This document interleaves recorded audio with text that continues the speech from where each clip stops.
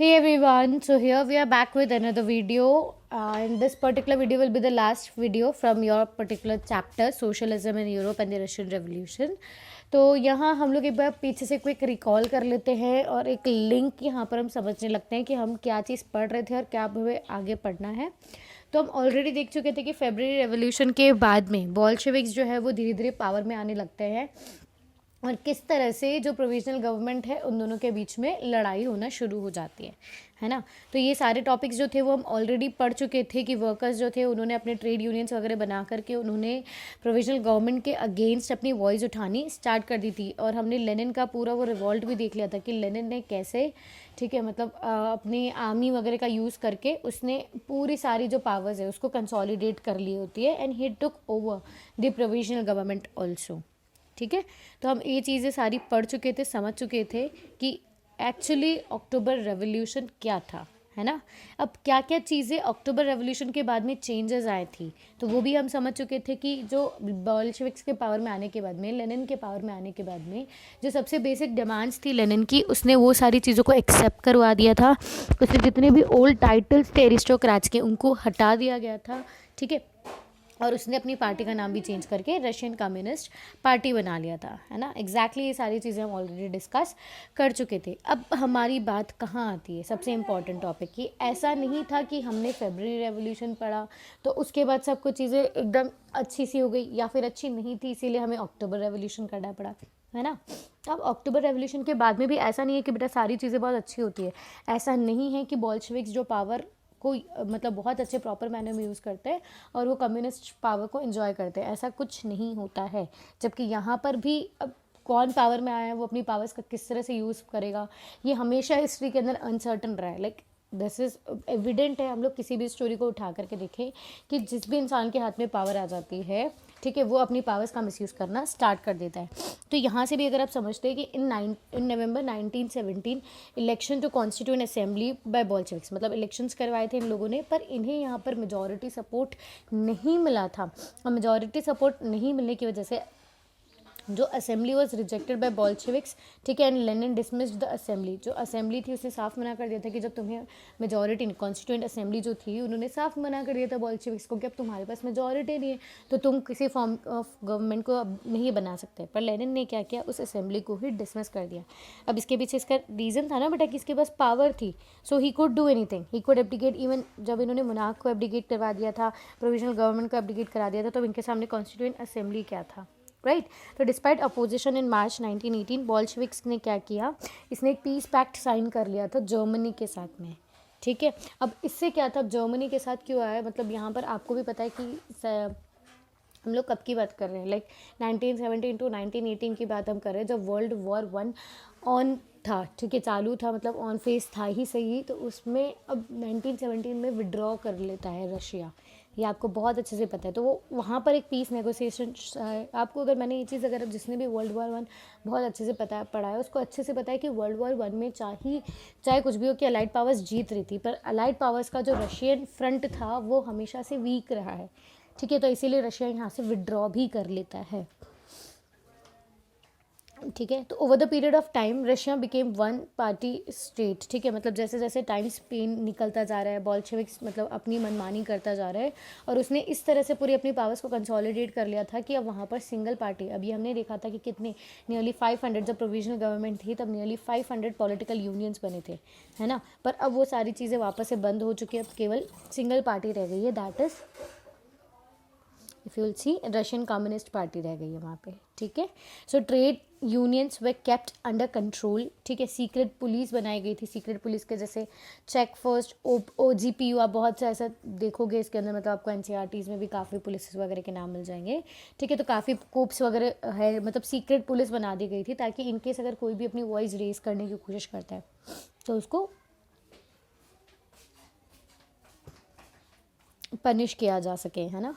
ठीक है, इसके बाद की अगर हम बात करें तो ये सारे स्टेप्स जो थे, ठीक है, अब इससे क्या हो रहा था कि बोल्शेविक्स के जो सपोर्टर्स थे उनके बीच में ही टेंशन क्रिएट कर रहा था, रशियन सोसाइटी के अंदर टेंशन क्रिएट कर रहा था। मतलब लाइक सिचुएशन समझो कि लोगों ने बोल्शेविक्स को सपोर्ट देना क्यों शुरू किया। इवन जो मेंशेविक्स के सपोर्टर्स थे या बहुत सारे जो ज़ार के सपोर्टर्स थे, ठीक है, वो लोग भी फिर इवन आर्मी वगैरह, हम किसी के भी ट्रेड यूनियंस, किसी के भी वर्कर्स पीजेंट, किसी भी बिहाफ पे अगर हम बात करें तो उन लोगों ने सबने बोल्शेविक्स को सपोर्ट करना इसीलिए स्टार्ट किया था बिकॉज समवेयर, ठीक है, बोल्शेविक्स जो था, ठीक है, मतलब वो लोगों के लिए इक्वली, मतलब इक्वालिटी, लिबर्टी लाना चाहता था, राइट। पर अब यही चीज़ें जब बोल्शेविक्स अगेंस्ट कर रहा है खुद को, उसने सिंगल पार्टी बना लिया, सारे पावर्स उसने अपने आप पे कंसोलिडेट कर ली, ठीक है, और दूसरों को वो मतलब अगर कोई इसके इवन जब सेंसरशिप वगैरह उसने लगा दिया था कि कोई इसके अगेंस्ट क्रिटिसिज्म करने की कोशिश भी करता तो उसको वो हटा देता, है ना। तो ये सारी चीज़ें जो थी वो लोगों के बीच में कन्फ्यूजन क्रिएट करी थी कि कहीं बोल्शेविक्स को हमने पावर दे करके गलती या सपोर्ट दे करके गलती तो नहीं की, है ना। तो पीपल जो थे, राइटर्स या हम आर्टिस्ट की, इनकी बात करते हैं, इन लोगों ने भी सपोर्ट, मतलब इन्होंने सपोर्ट किया एंड बोल्शेविक्स, मतलब इनके अगेंस्ट, इन्होंने बोल्शेविक्स के अगेंस्ट इन्होंने अपना सपोर्ट गैदर किया और उनके अगेंस्ट इन्होंने स्टूड किया, ठीक है, कि भाई हमें चेंज चाहिए, ठीक है। But many became disillusion because of censorship, मतलब अब इन लोगों ने अपनी आवाज़ तो रेस करने की कोशिश की है, पर अभी सिचुएशन देखो, बोल्शेविक्स ने जो सिचुएशन क्रिएट करी थी, उन्होंने क्या किया था, उन्होंने इवन पुलिस वगैरह लगा दी थी, सेंसरशिप लगा दी थी, तो जो लोग भी इनके अगेंस्ट बोलने लगते वो अपने आप डिसइल्यूजन हो जाते, मतलब गायब हो जाते थे, ठीक है। तो अब ये बहुत ज़्यादा टेंशन बढ़ रही है, ठीक है। तो अब टेंशन बहुत ज़्यादा बढ़ रही है बोल्शेविक्स के सपोर्टर्स, मतलब जो जो लोग पहले बोल्शेविक्स के सपोर्टर्स थे, अब वो लोग भी इसके चेंजिंग एटीट्यूड के साथ में, ठीक है, वो लोग भी बोल्शेविक्स के अगेंस्ट होने लगे थे। तो इस टेंशन का आउटपुट होता है हमारे सामने सिविल वॉर के नाम से, जो होता है 1918 से 1919 में, ठीक है। जो जितने भी नॉन बोल्शेविक सपोर्टर्स थे उन्होंने, मतलब सबने साथ में वो लोग आए, उन्होंने खुद को ऑर्गेनाइज़ किया और उन्होंने फिर बोल्शेविक्स के अगेंस्ट लड़ाई करी। तो यहाँ पर जब वॉर चलती है तो आपको यहाँ पे 3 ग्रुप्स याद करने हैं, 3 कलर्स याद करने हैं, ठीक है। बोल्शेविक्स की जो आर्मी थी, ठीक है, वो रेड कलर से डिनोट होती थी, उनको रेड गार्ड्स बोला जाता है, ठीक है, रिमेंबर दिस, उनको रेड गार्ड बोला जाता है। गार्ड्स तो आप समझते हो गार्ड का मतलब क्या होता है, ठीक है। जो ग्रीन्स थे वो मेंशेविक्स मान सकते हैं या सोशलिस्ट रेवोल्यूशनरीज हम इसको मान सकते हैं, और जो वाइट्स थे वो अभी भी राजा के सपोर्टर्स थे, मोनार्की के सपोर्टर्स थे, ज़ारिस्ट रेजाइम के थे, ठीक है। तो आपके पास 3 ट्रूप्स आएंगे, आपको 3 ट्रूप्स को समझना है, that is red, whites and greens. Red वे बोल्शेविक्स, अपोजिट टू देम वे द ग्रीन्स, ठीक है, जो मेंशेविक्स थे या फिर अगेंस्ट बोल्शेविक्स थे, और ज़ार के सपोर्टर्स जो थे, अभी भी ज़ारियन रेजाइम के जो सपोर्टर्स थे, उनको वाइट से डिनोट किया गया, ठीक है। तो ये red guards, green guards and white guards थे। अब आपको देखोगे कि ग्रीन और वाइट तो फिर भी एक साथ मिलकर के लड़ाई करे थे, क्योंकि उनका दोनों का मेन एम था कि बोल्शेविक्स को पावर से रिमूव करना, ठीक है। अब रेड के पास में क्या था, जो हमारे बोल्शेविक्स थे उनके पास आर्मी थी, पावर्स था, ठीक है। अब यहाँ पर भी एक सबसे इम्पॉर्टेंट आपको समझना है कि रेड गार्ड्स जो थे क्या थे, बोल्शेविक्स के सपोर्टर्स आते हैं रेड गार्ड्स में, पर धीरे धीरे हमें देखने को मिलेगा कि जो रेड गार्ड्स हैं उनमें भी डिवीजन आ जाएगा। उनमें डिवीजन कैसे आएगा बेटा, बहुत बेसिक सी चीज़ है। अब मैंने आपको जब रशिया सोसाइटी पढ़ाई थी स्टार्टिंग में, तो मैंने आपको ये चीज़ बोली थी ना कि रशियन जो है वो एक एग्रेरियन कंट्री है, मतलब बेसिकली जो पीपल थे वो पहले एग्रीकल्चर से मतलब निकले हुए हैं, उसके बाद में उनको फोर्स करके उनको इंडस्ट्रीज़ में, उनको आर्मी वगैरह के लिए भेजा गया था। अब सोचो जब बोल्शेविक्स का मेन थीम क्या था कि वो लैंड को रीडिस्ट्रीब्यूट करेंगे, ऑफ कोर्स उन्होंने ये चीज़ की भी, उन्होंने लैंड को रीडिस्ट्रीब्यूट भी किया, पर जो लोग अब अपनी फार्मिंग छोड़ करके, एग्रीकल्चर छोड़ करके अब आर्मी में आ गए थे, तो उनको ये चीज़ लगने लगा कि यार मैं तो यहाँ लड़ता ही रह जाऊँगा और मेरे घर वालों को कुछ भी नहीं मिलेगा, ठीक है। तो उन्होंने आर्मी छोड़ करके उन्होंने कंट्री साइड जाना शुरू कर दिया, ताकि एटलीस्ट उनको लैंड तो मिल जाए, ठीक है। तो यहाँ मतलब आर्मी को भी हमने यहाँ पे डीकंस्ट्रक्ट होते हुए देखा है, ओके। फिर अगर हम यहाँ की बात करें तो जो सोशलिस्ट रेवोल्यूशनरी थे, they control most of the Russian empire. अब सॉरी, जो ज़ार के सपोर्टर्स थे, मतलब दोनों को मिलकर के समझना है। तो अब एक तरफ केवल रेड और एक तरफ ग्रीन्स एंड वाइट्स है, तो आप इनका इन्फ्लुएंस देखोगे कि ये रशियन एम्पायर पे ज़्यादा था, ठीक है। They were supported by French, American and Britishers. अब रीज़न क्या था कि भाई दूसरी कंट्रीज़ भी पहले तो ये सिविल वॉर थी, फिर अब दूसरी कंट्रीज़ भी आ रही है, ये भी अपना सपोर्ट दे रही है। तो इसका रीज़न क्या था बेटा कि अब ये सोशलिज्म रिजाइम के थे, है ना, मतलब इनकी आइडियोलॉजी क्या थी, सोशलिज्म। तो अब ये नहीं चाहते थे जो ये फ्रांस अमेरिका ब्रिटेन की बात होती है, ठीक है। अब ये नहीं चाहते थे कि जो रशिया है उसमें सोशलिज्म वाली आइडियोलॉजी जो है वो और ज़्यादा स्प्रेड हो जाए, ठीक है। ये कैपिटलिज्म नेचर के थे, तो इन्होंने इसी चीज़ को प्रमोट करने की कोशिश की थी।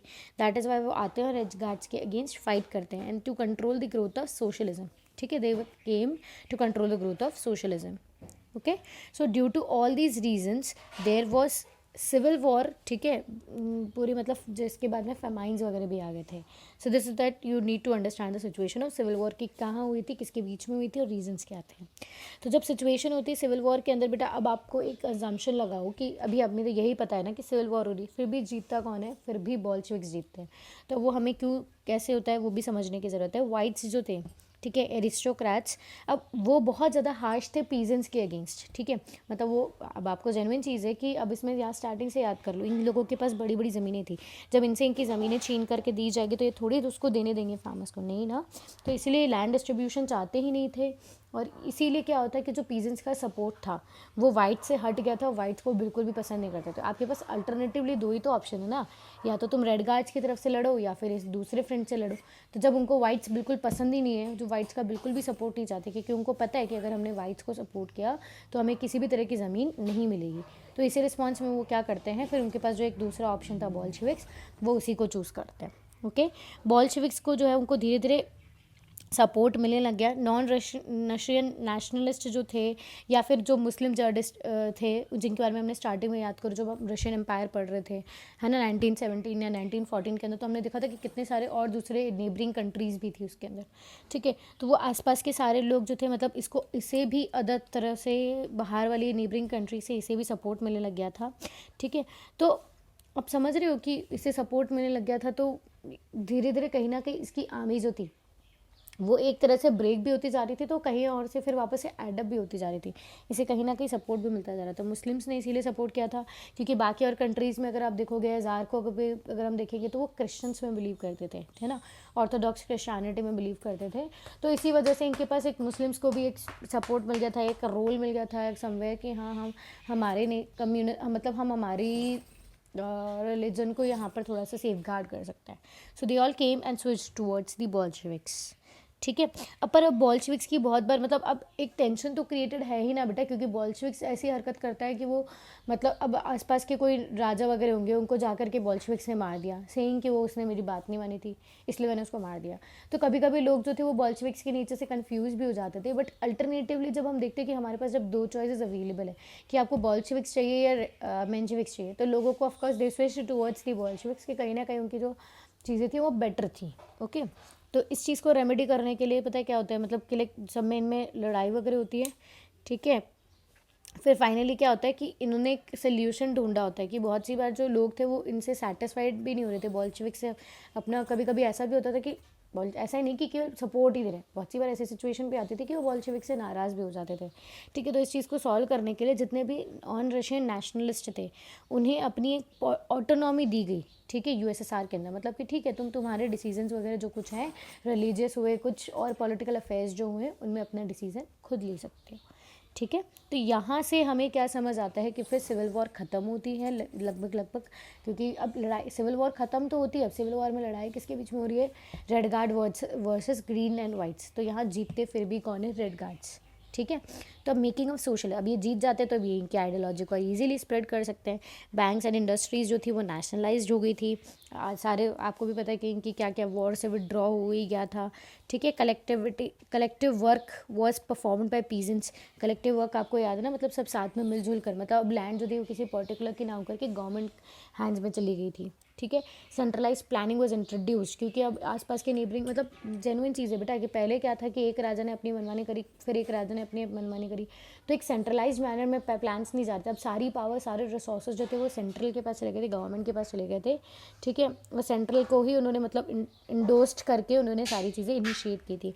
अगर हम लोग आपको बताया कि हमारे यहाँ पे 5 ईयर प्लान्स चलते हैं। अभी 13th 5 ईयर प्लान करंटली चल रहा है इंडिया के अंदर। तो ये 5 ईयर प्लान का जो आइडिया था ये हमें रशिया से मिला, और रशिया में सबसे पहली बार 5 ईयर प्लान्स इंट्रोड्यूस हुए थे। सबसे पहला टारगेट जब था वो था 1927 से 32 में।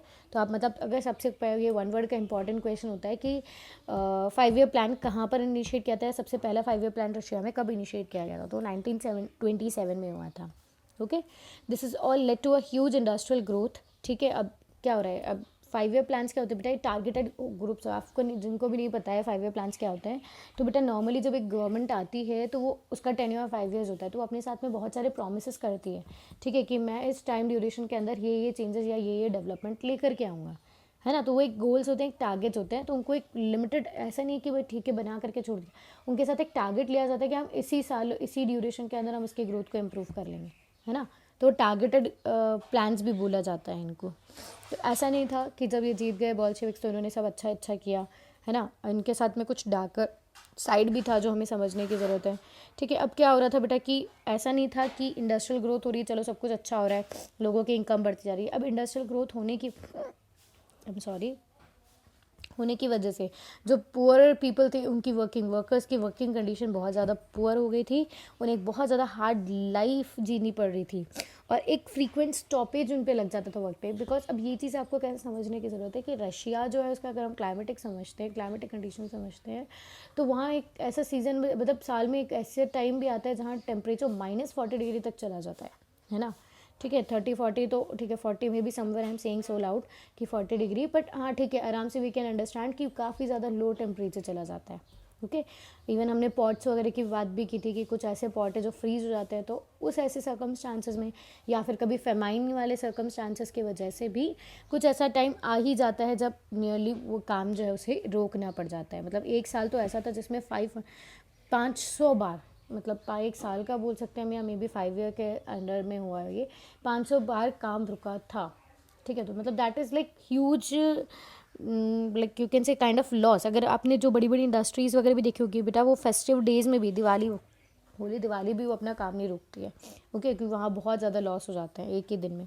सो यू कैन अंडरस्टैंड कि अगर 500 टाइम्स अगर कोई काम रुका होगा तो वो कितना ज़्यादा नुकसानदायक भी होगा, है ना।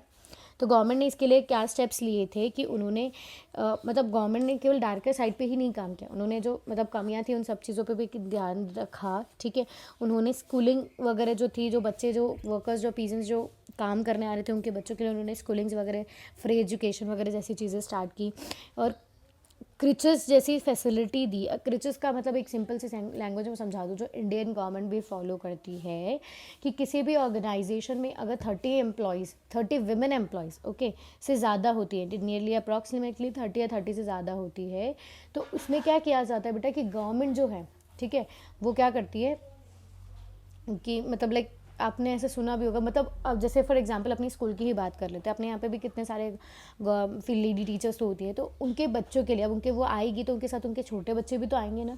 तो नियरली 3-4 साल के बच्चे तो क्या होते हैं, वो स्कूल चले जाते हैं तो कोई दिक्कत नहीं होती, उससे छोटे बच्चों के लिए क्रिचेस बनाया जाता है जहाँ वो आकर के अपने बच्चों को आराम से छोड़ सकती है, वो अपना काम कर सकती है, बच्चे भी यहाँ मस्ती से खेलेंगे करेंगे, फिर बाद में जब वापस से वो घर जाएगी तो अपने बच्चों को साथ में ले जाएगी। ठीक है, ये सारी चीज़ें वहाँ पर इंट्रोड्यूस की गई थी। Cheap public health care was provided, मतलब हेल्थ केयर की फैसिलिटीज़ वगैरह दी गई थी। मॉडल लिविंग क्वार्टर्स व सेटअप, मतलब लोगों को घर रहने का घर वगैरह भी दिया गया था। ठीक है, इम्पैक्ट वाज लिमिटेड, बट अब इसका इम्पैक्ट लिमिटेड क्यों था, मतलब इन्होंने भी तो इतनी सारी चीज़ें इनिशिएट की थी ना यहाँ पर गवर्नमेंट ने भी, फिर भी इसका इम्पैक्ट जो था लिमिटेड बोला जा सकता है बेटा, क्योंकि अब कहीं ना कहीं अगर हम बात करते हैं कि गवर्नमेंट ने हर चीज़ फ्री करने की कोशिश की, हर चीज़ लोगों को अच्छे से देने की, मतलब लाइक फैसिलिटी, सारी फैसिलिटी, एजुकेशन हुआ, हेल्थ केयर हुआ, रहने को घर हुआ, खाना वगैरह सब कुछ गवर्नमेंट देने को तैयार थी, पर गवर्नमेंट के पास भी तो फंड लिमिटेड ही होगा ना। ठीक है, because the resources are limited, तो आप कितना, अब आपके पास 100 रुपीज़ हैं और आप चाहो कि सब कुछ खरीद लो तो वो पॉसिबल नहीं हो सकता। Same sense was with the government also. ठीक है, सो इसके आगे वाला जो चलन वाला पार्ट है that will complete in the live class. Okay, thank you everyone.